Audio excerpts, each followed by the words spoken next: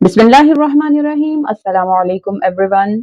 उम्मीद है आप सब ठीक होंगे। मैं हूँ शेफ़ आयशा और आप सबको अपने चैनल शेफ़ आयशा रेसिपीज़ में वेलकम करती हूँ। आज मैं बहुत ही टेस्टी सी रेसिपी आपके साथ शेयर करूँगी, बैंगन के पकौड़े या बैंगन की टिक्की, जिसे हम बेसन लगा के फ्राई करेंगे। तो चलिए मैं आपको सबसे पहले बताती हूँ कि सबसे पहला स्टेप जो है वो क्या है। सबसे पहला स्टेप है कि मैंने 2 अदद यहाँ पे मीडियम साइज़ के बैंगन लिए और इसे गोल टिक्की में कट कर लिया है। ये आप इसकी थिकनेस चेक कर लें। इतनी थिकनेस में आपने इसकी गोल कतलियाँ कट कर लेनी है बैंगन की। और उससे अगला प्रोसेस है, जब आपने बैंगन कट कर लेना है, तो मैंने हाफ़ प्याली दही लिया और इसमें 1 टीस्पून साल्ट और 1 टीस्पून रेड चिली पाउडर मैंने ऐड किया है, सिर्फ़ 2 चीज़ें। और ये मैं अब तमाम बैंगन की जो टिक्कियाँ हैं इसके ऊपर मैं ये लगा दूँगी। इसका मकसद ये है कि जब हम बैंगन को फ्राई करें, तो बेसन में फ्राई करें तो अंदर से हमें बैंगन जो है वो फीके महसूस ना हो। ये प्रोसेस इसलिए किया जाएगा। तो ये मैं तमाम जो दही का मिक्सचर है, ये बैंगन के ऊपर डाल दूँगी। जैसे हम चिकन को मैरिनेट करते हैं, वैसे ही यहाँ पे मैं बैंगन को आधे घंटे के लिए मैरिनेशन के लिए छोड़ दूँगी, ताकि तमाम बैंगन के अंदर जो है वो नमक और जो मिर्च है, वो अच्छी तरह से एब्ज़ॉर्ब हो जाए। और जब हम इसे बेसन में फ्राई करें, तो ये हमें अंदर से फीके महसूस ना हों। ये इसका मकसद है। तो इस रेसिपी को ज़रूर ट्राई कीजिएगा और जो बैंगन नहीं खाते, वो भी ज़रूर बैंगन खाएँगे, ये इतने टेस्टी हैं। तो इसको आधे घंटे की मैरिनेशन के लिए हम छोड़ देंगे और अब हम अगला स्टेप जो है वो बेसन जो है वो मिक्स करते हैं।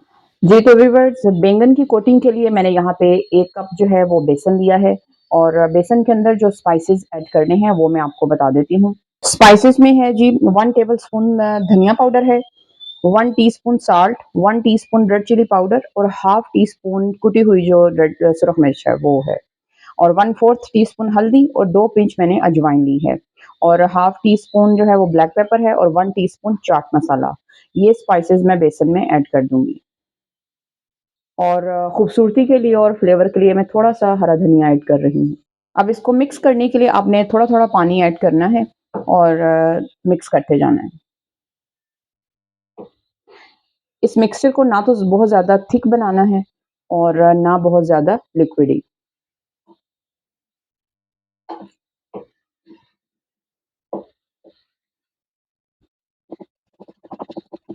जी, तो व्यूअर्स, ये बैंगन के लिए बेस्ट कोटिंग जो है वो तैयार हो चुकी है। ना बहुत ज़्यादा लिक्विडी है और ना बहुत ज़्यादा थिक।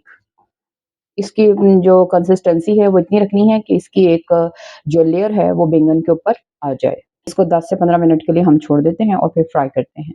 जी, तो व्यूअर्स, बैंगन की मैरिनेशन को आधा घंटा गुज़र चुका है, तो अब मैं आपको बताती हूँ कि आपने इसकी कोटिंग को कैसे करना है। जी, 1 बाय 1 आपने बैंगन का पीस उठाते जाना है और बेसन का जो मिक्सचर हमने तैयार किया है, उसमें इसको डिप करना है। दोनों तरफ से ये अच्छी तरह से कोट हो जाना चाहिए। ये जस्ट आपको दिखाने के लिए कि इस तरह की कोटिंग करनी है। अब मैं ऑयल गरम करूँगी फ्राइंग पैन में और इसको हम फ्राई कर लेंगे। जी, तो व्यूअर्स, एक फ्राइंग पैन में मैंने ऑयल को गरम कर लिया है और उसमें बैंगन को बेसन का कोट करके तो आपने ऐड करते जाना है और मीडियम फ्लेम रखना है, हाई फ्लेम नहीं करना, ताकि बैंगन जो हैं वो अंदर से भी अच्छी तरह से पक जाएँ, कच्चे महसूस ना हों। जी, तो व्यूअर्स, जब एक साइड से बैंगन जो हैं वो गोल्डन हो जाएँ, कलर में आ जाएँ, तो आपने इनकी साइड को चेंज कर देना है और फ्लेम जो है वो मीडियम रखना है।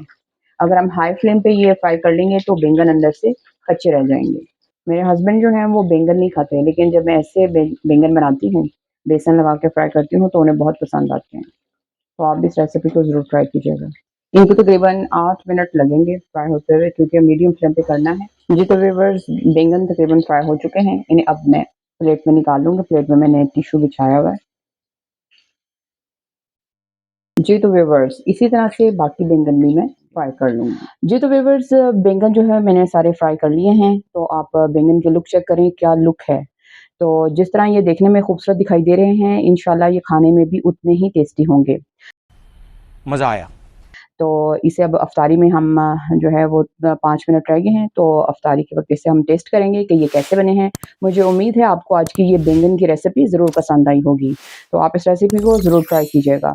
तो चलती हूँ इस दुआ के साथ कि अल्लाह ताला आपके रिज़्क़ में बरकत अता करे और आपके खानों को ज़ायक़ा दे। अल्लाह हाफ़िज़।